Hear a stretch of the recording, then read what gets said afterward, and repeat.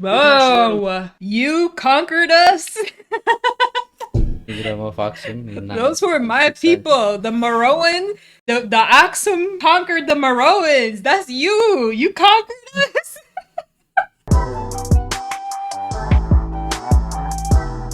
Hey guys, what's up? It's Amena. It's Elias. So today, as you can see, we are dressed up in our traditional Sudanese attire. I am wearing the Sudanese tobe. Damn, And I can see my RP.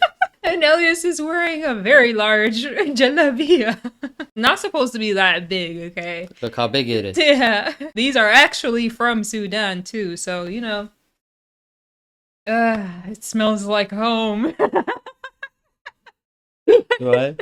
You can tell, right? Something from back home. Yeah, you can definitely. That smell. The only thing I'm missing, guys, is like a whole bunch of golden bracelets on my fingers, and then I'm a Sudanese woman, for real. Yeah, decked out in gold. But yeah, shout out to all the Sudanese women who wear tobes because this is not easy to wear. Mm-hmm. And yeah, today we're gonna be reacting to a Sudan video. So this video is called History of the Sudans, plural. So I guess it's gonna include South Sudan too, which is my brothers and sisters. Yeah. So yeah, let us watch. Longest history on Earth is South Sudan. In 2011, they broke off from Sudan into their own country. However, the story of the youngest country has ancient roots, and many of us don't really give this region the time of day. So, for this week, to advance the brief history series, let's talk about Sudan and its long history.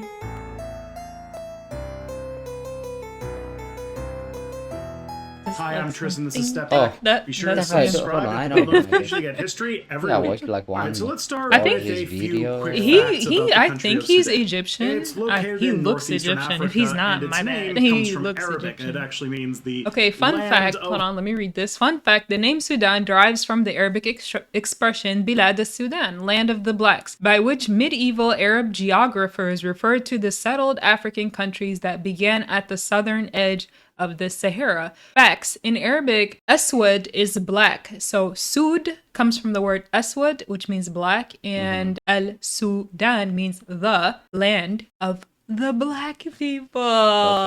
That's what it is. Isn't that kind of cool? Yeah. It's pretty cool. And also what he mentioned earlier was like, he was like saying like not very many people talk about Sudan and South Sudan. So true. Right? Yeah, that's something. Why is that? I don't know. We do not get like a lot of representation. In a Western country, in the West, we've been like talking about the business, owner, right? Of, like the Sudanese Ethiopian people restaurant. Yeah, you cannot find one even like in the area we live. So I don't think they are like out. That's why like you don't get like exposure. Yeah, it's called exposure. You know, the more like showing. Like the way of that's your life. That's the word. We don't. Yeah, we need more exposure so that people can know more about us, and then we can have like Sudanese restaurants and other things like. That's exactly right. That's what happened in. If you go to on YouTube, you've seen a lot of like non-Ethiopian people reacting about Ethiopian food. Yeah. Like, trying millions, like, non-stop. So because of the exposure anyways. Yep. So if you come to like, here in Dallas, you'll find like, 20 or 50 restaurants in like this like a small area. So I think that's the reason nobody talks about, South Sudan and Sudan. Yeah. You got me, right? Yep. And it's very true. Obviously, also, we don't compare in population to Ethiopians. We're a lot smaller here in the U.S. You won't find a lot of us, but when you do, you love us. That's like what the Sudanese girl said. And I think that's true. Like, you won't find a lot of us in the Western world specifically. But I told you, right? But here in Dallas, obviously, there's a million. Yeah, there's a lot. The guy I found when I was shopping, he told me there's a lot of Sudanese people living here. Yeah. Like, there is. In big cities, you'll find them, but like the whole U.S. The U.S. is massive. So anyways, like shout out to this guy for giving us some exposure, all right? Appreciate it. Split into two separate countries in 2011, it was the largest country in Africa, with a size so of about sad a that quarter my of the country United split. States. The one thing about Sudan that really sticks out that you need to know, though, is that it's always been at this cultural crossroads between the Arabic, Islamic Middle East, African traditional cultures to the south, and the Mediterranean culture to the north. So let's start by going back to the first known entity that existed in Sudan, at least in the recorded histories. Let's talk about the ancient kingdom of Kush. So for those who want to know, Sudan has a history very much entwined with ancient Egypt. Both of them followed the Nile River, and so the Sudanese people have always had this cultural relationship with the Egyptians. The word Kush even comes from the ancient Egyptian word for wretched people. So yeah, you can see this is going to be a bit of an Kush means wretched people? That's not nice.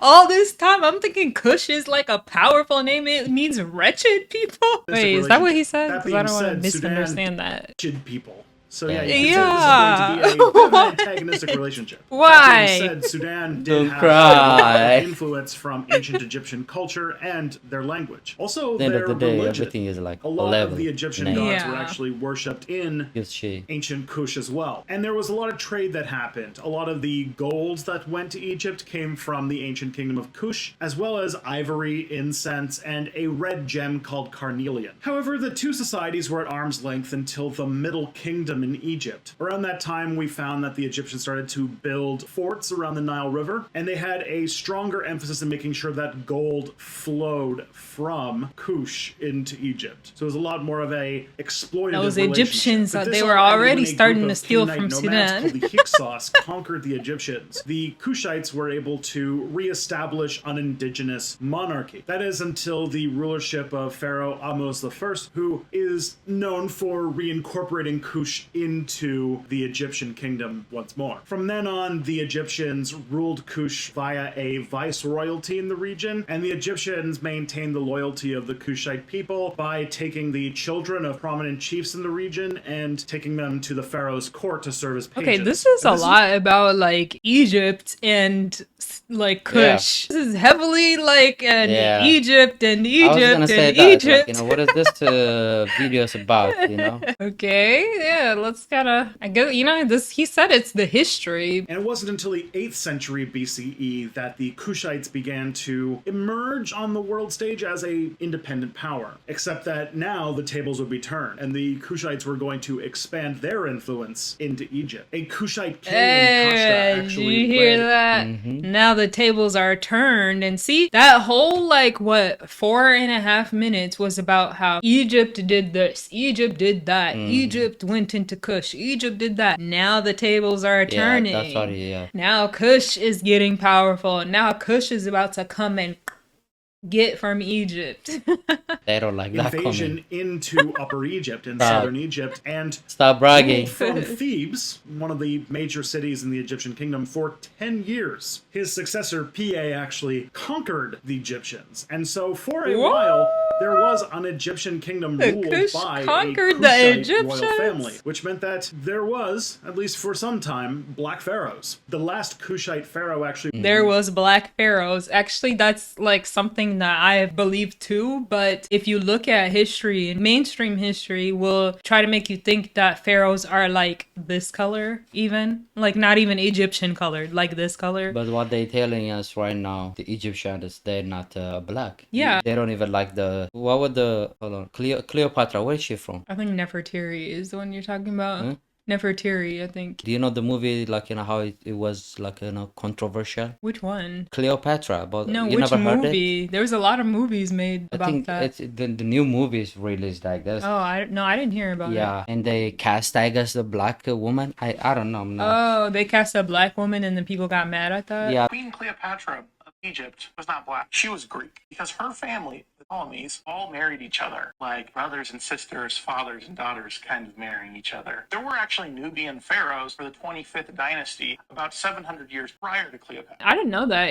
Maybe she is Greek and she was white. That's possible. Yeah, it was a lot of on the social media. There was people fighting in the comment section. That still supports my point though, because even if she's Greek, that would mean that she's not Egyptian. And I was saying that ancient Egyptians are not Caucasian. So Yeah. But anyways, black pharaohs. Yeah. So in history, there is actually black pharaohs and there is actually a lot of strong African figures. However, it's hard to find this information. Okay. And like the Western media likes to whitewash African history. It is a real thing, you know. It's hard to find these sources, but if you go to Africa and actually see the history in Africa, like you can see it, right? You can see like pictures and paintings of black skinned people. And even in ancient Egypt, they always had showed brown or black skinned people. Mm-hmm. It was never this like what this guy looks like right now. Like he is. Why do I keep calling him Egyptian? I don't even know if he is. Yeah, he might be.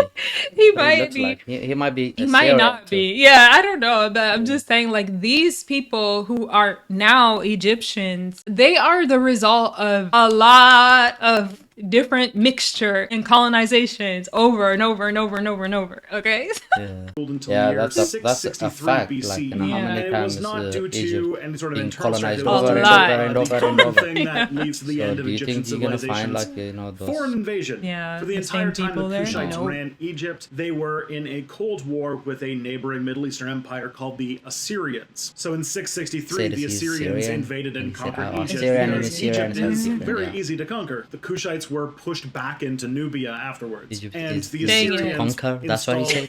That's what he said. Just I said even before. I know, that's so funny. The Kushites conquer were pushed because back Egypt is into very easy to conquer. We just said that. Conquered Egypt is because Egypt is very easy to conquer. The Assyrians conquered Egypt because it was very easy to conquer. As Elias just said, how many times were they conquered over and over and over and over? That literally. And so that's how the Kushites got pushed back, because the Assyrians are interesting. Let's continue. Because Egypt is very easy to conquer. The Kushites were pushed back into Nubia afterwards, and the Assyrians installed a native kingdom in Egypt. This was a critical blow, and over the next few years, it appears that the Kushite Empire collapsed in some form or another and would move into Nubia and attack the Kushite Empire. Nubia is BCE, my home. The Egyptians pushed into and conquered and sacked the Kushite Nubian. capital of Yes, the Kushites sir. moved to a new city called Meroe. And like really quickly, let me just say, Nubian, by the way, Nubian is another word that it's amazing. When you say the word Nubian, do you know that most people in the US think Egypt? Are you kidding me? I'm like, whoa. Oh, when they say the Nubian queen or king, yeah, they're thinking the word Nubian, they think that's Egypt. Like, that is completely wrong. Nubian refers to the northern part of Sudan. And maybe like the southern parts of Egypt, but it's mostly Sudan was Nubia. Yeah, but they just want to like brainwash you. They want to claim everything. The same as Nile River, right? Mm-hmm. When you like talk about Nile River, like they want to talk about Egypt. What about in Sudan? What about Ethiopia? Exactly. Same as the pyramids too. Yeah. The Sudan has more pyramids than Egypt does, but Egypt gets all the credit for having pyramids. Yeah. At the end of the day, like I said, like exposure. The exposure. They had a lot going on with them, and also they were more connected to the Western world than Sudan. Exactly. So that's why they have all that like credit, like Nile River, pyramids, Nubia. Yeah. Are you kidding me? And also one fun fact. Let me just cut you. One fun fact. In addition, right now, like, you know, the looks of Egyptians a little bit, you know, it looks like a Westerner or like a little bit light skin, right? Yeah. So the Western, they would rather give a credit for Egyptian than someone from Sudan or Ethiopia. So exactly. It's the whole whitewashing of history thing. Like, they would rather have these Egyptians who are more closer to Caucasians have the powerful stuff than to admit, Sudan or Ethiopia or any black countries had power. And if you don't believe me, matter of fact, when Ethiopia defeated Italy, they were so ashamed that Italy put a broadcast basically saying that Ethiopians are not really black people. Yeah, I heard that. That Ethiopians were just tanned white people because they couldn't admit that they lost to a black nation. Exactly, that's what happened.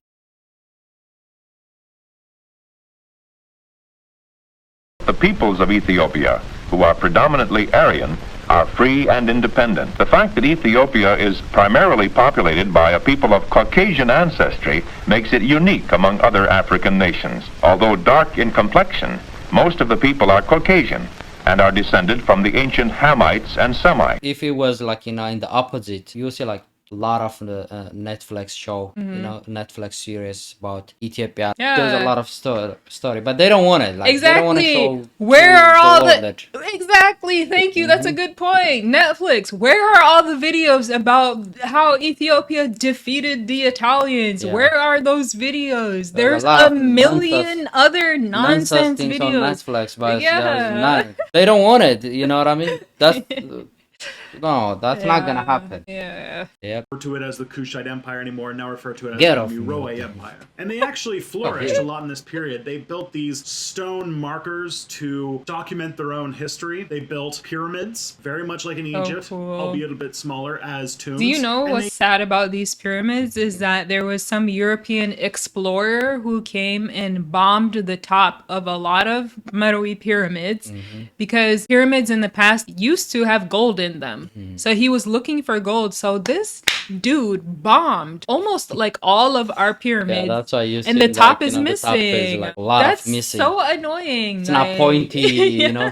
They were so Edge, annoying. Even in Gondor, like how they ruined the castles. Yeah. Even made a new Meroitic alphabet based on the Cool. language that was I indigenous didn't to know the that. region, Look so at no that longer using an Meroitic Egyptian. alphabet. And the Meroitic Empire had a very centralized government that actually had this Yeah, it very does. interesting form of succession. It was very matrilineal, so based on mother's bloodline, and at the same time, it also relied on Based on handing the down mother's leadership to bloodline, the siblings women before were passing on to important. the next generation, which means The that opposite of younger the brothers Jewish would people. rule in Meroe Like the Jewish same people. like the Yeah. end of all of the siblings in that generation, then move on to the next level. And the Meroan civilization existed until they were conquered by the kingdom of Aksum in 650 CE. Whoa. You conquered us? Those were my people. The Meroan, the Aksum conquered the Meroans. That's you. You conquered us. You gonna fight with me? Oh, shoot.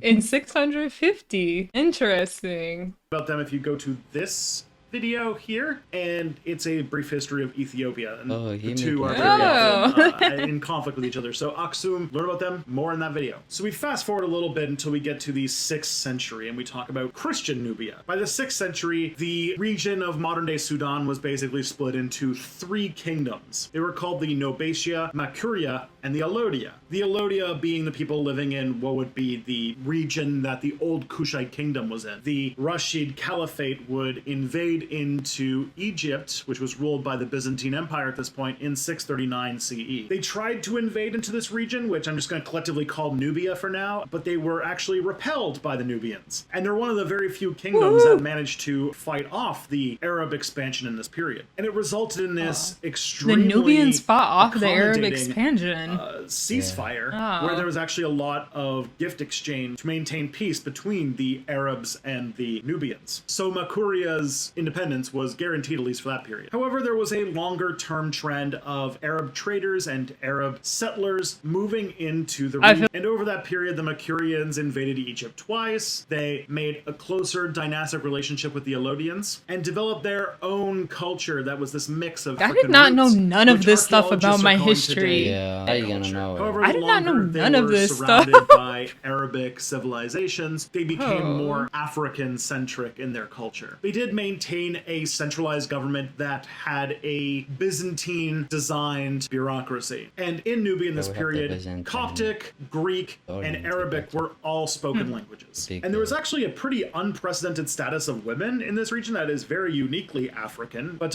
women in Nubia had access to education, the right to buy and sell land, which they often used look the at that. profits of to endow churches or commission art for said churches. And they still maintained a matrilineal form of succession where the son of the king's sister would be the Yeah, rightful we're next awesome, heir. man. The women that, like, also had succession. We were powerful. Yeah. However, this region went through a slow decline in the 11th and 12th centuries. That decline led to a vacuum in the 14th to 15th century where Bedouin tribes began to move in. Then there was something that happened. Did you see those Bedouins? Hold on, I just want to show that picture again. Do you guys see this picture of the Bedouins? All right, Bedouins are Arabs. I just want you guys to look at this picture. What color do these people look? They're black. Ooh, they look dark. As witnessed by this picture. You can't lie about a picture. You can tell, even though it's not a colored picture. Look at their faces. So where did those Arab, like, white looking Arab came from? I don't want to say that. Tribes began to move in. Then there was something that happened. Archaeologists suspect it was a civil war that greatly weakened Makuria. And sometime in the late 15th century, King Joel was the last king of Makuria. And after he died, it fell apart. Alodia soon after also fell to invaders. They're not sure if the invasion was done by Arabs coming from the Middle East or if it came from a ethnic group called the Funj, which came up from the south. However, the Funj How did he even find all of this information? Power in Sudan and founded the Sennar Kingdom and quickly converted to Islam. There was also the Tunjur Kingdom in Sudan that also converted to Islam. They ruled until the 17th century until the dominant power became that map the is Kingdom completely of Darfur. different now. The society that they managed to make was a feudal one. And this was the way things were run until in 1820 the Ottomans invaded and conquered Those northern Ottomans Sudan. did so This region much was back called then. the Turkiya Man, or the those Turkish regime. people were so Meanwhile, in strong. southern Ottoman Sudan, Empire is Yeah. British strong, missionaries They began were to all move over up the from place. their colony Every in video Kenya that I watch, it and always says something about the established Ottoman English Empire. influence in southern Sudan. Even This is Ethiopia, the Sudan. root Every of video. the conflict that would eventually sunder Sudan into two countries later on. The British missionaries came and preached Christianity and brought Christianity back to Sudan in some form. And then in the late 19th century, there was a big movement called the Mahdist movement. A person declared himself the Mahdi in 1881. His name was Muhammad Ahmad, and this led to a large unification war across western and central Sudan. I'm so confused. I'm really confused. He said that this person right here declared himself a Mahdi, all right? Really? That's why. And I don't understand because, like, Mahdi is like, in Islam, like, Mahdi is like the person that's gonna return in the future. So I'm just like confused. How did they?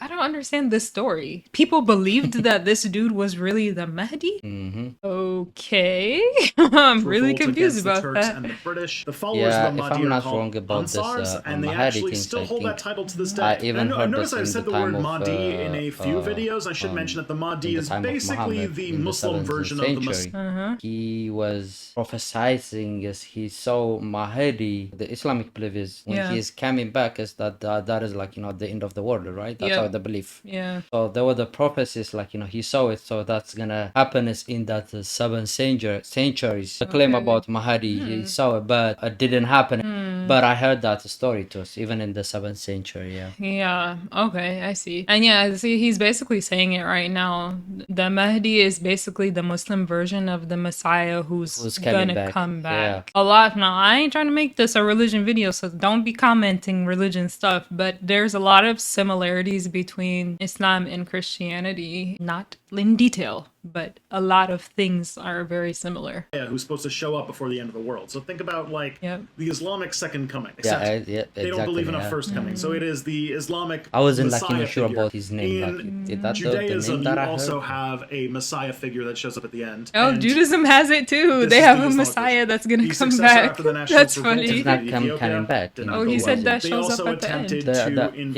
That's the one is they are like not coming back. Defeated by the He didn't come yet. Oh, my bad. Yeah, okay. I get what you're saying. You guys, shout out to this guy for making this video. Literally nobody else cares about my country. They turned it into something called a condominium, which is an interesting way of saying that Egypt and the British would share the colonizing of Sudan. In reality, it was kind of like a colony of a colony. What? Yeah, isn't that messed up? Egypt and British would basically share the colonization of Sudan. Sudan. Oh yeah. Ooh. Because Britain was kind of like, they were too far They away. using like Exactly. Egyptian basically. They used the Egyptians to maintain do their dirty work. Yeah, in colonization over Sudan, which is kind of like, that's why I say Sudan and Egypt don't have the best history, but they have a lot of history together. But it's like a, you know, it's like some good, some really, really, really not good history, like this part.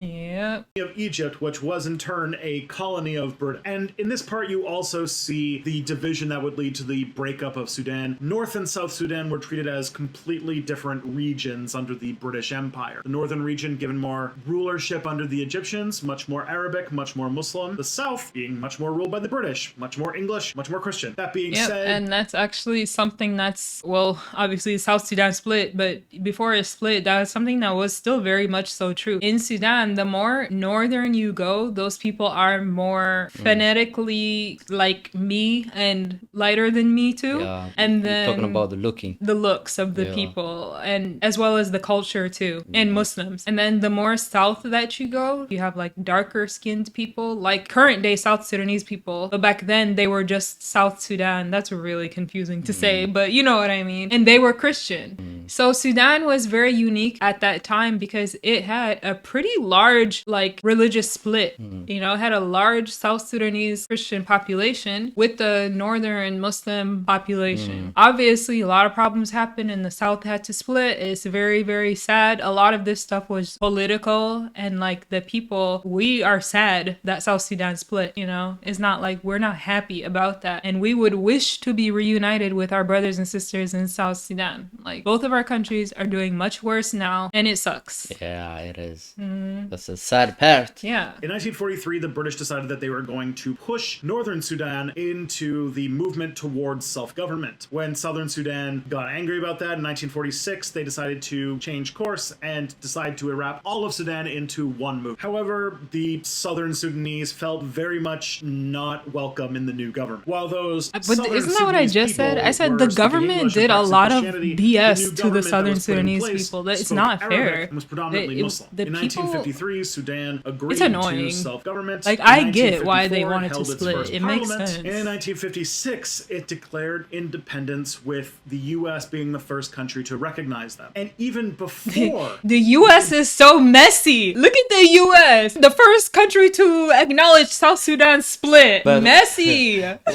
Yeah, they're so number one to do like this kind of shit. But look, the question that I have is, why not Somaliland? You know, Sudan had a lot of oil, and South Sudan actually took 80% of the oil. So that makes sense. The U.S. was like, hello, yep. I got you. I got you. I got you back.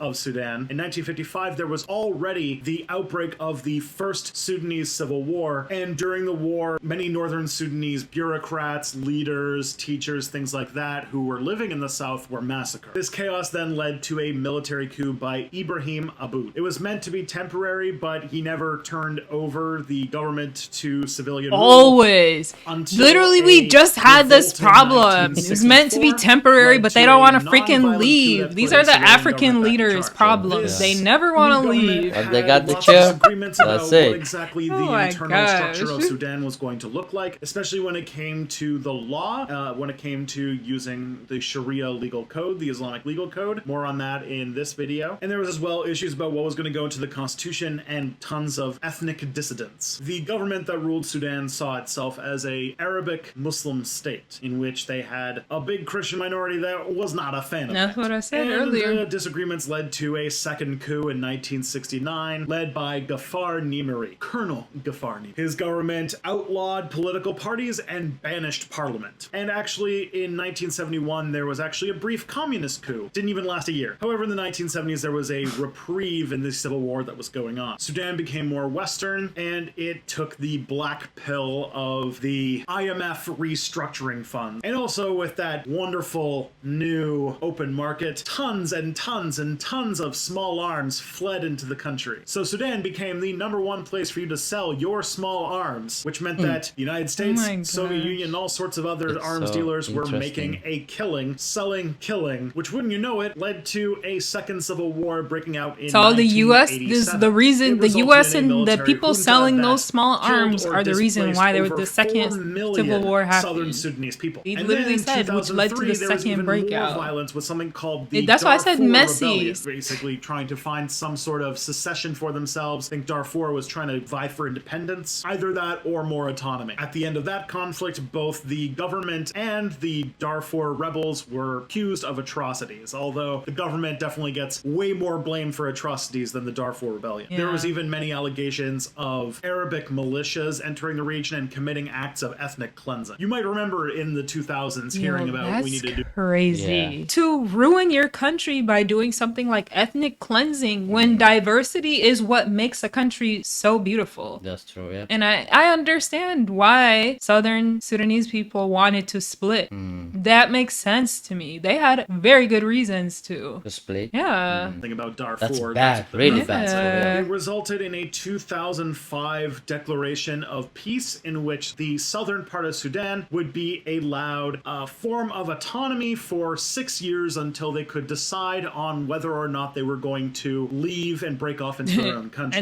And throughout the spoiler 2000s, alert, there was just a they series left. of new agreements to try and end the violence happening in Sudan. In 2011, there was a referendum in South Sudan over whether or not to leave, and they overwhelmingly voted to leave. But of course, things aren't over yet. In 2011, there was a disputed region between northern and southern Sudan called the Abyei region, in which there are still fights breaking out. And to this day, there's already a lot of stories saying that southern Sudan is ramping up violence in its own right, which means that there's still that's why I always say splitting is not good. See, it's always going to be ongoing problems. Always. Has unfortunately been scarred by a lot of violence over the last century. The future of Sudan is very uncertain. There's instability and a lot of tension. I think that this is passing too far under our collective radars. This, as you know now, is a conflict thousands of years old, and no permanent solution will happen fast and without support. If you want to continue to learn about this underappreciated part of the world, I recommend you watch the History of Ethiopia video put together here, and let me know if you think there's a new episode in this series you think I should do next down in the comment. I was like, hearing him, yeah, that was so interesting, He did really good job. I think he did really, really good. I'm amazed at the level of research that must have went into do this can video. You imagine? He started from I think the 6th century, yeah, 1st century. He started history. from prehistory, even BC before. That's crazy. Yeah, and a lot of that stuff I had no idea. All that stuff in the beginning about Egypt, and I was like, is this my history really? You're calm down, I got it. But yeah, I thought that was a great video. Yep. So yeah, anyways, if you guys enjoyed this video, then give it a thumbs up. And if you want more Sudan videos, comment down below which video you want me to react to. Yeah, hopefully you guys enjoyed this video. We will see you in our next video. Bye. Peace in Africa. Ding. Where's your face? Yeah.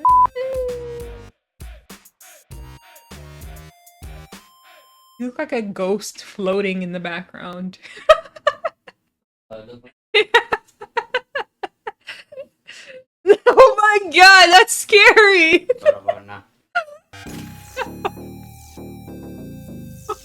god. You're literally glowing.